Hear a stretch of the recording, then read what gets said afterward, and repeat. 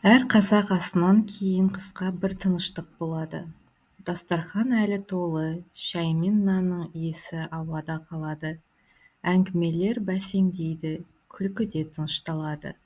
Сол кезде біреу бата берейік немесе ас қайырайық дейді, яғни ақ тілек айтайық деген сөз. Барлығы қолын көкке көтереді, алақандарын ашады. Бірнеше секунд үнсіздік болады. Сөз әдетте ең үлкен ақылды адамға беріледі. Сосын қысқа тілек, алғыс сөздер айтылады. Бата аяқталған соң алақандар бетке тигізіледі. Бұл жақсылықты жүрекке жинағандай қарапайым қимыл. Осы бата деп аталады. Қазақ мәдениетінде бата бұл ақ тілек, жақсылық тілеу.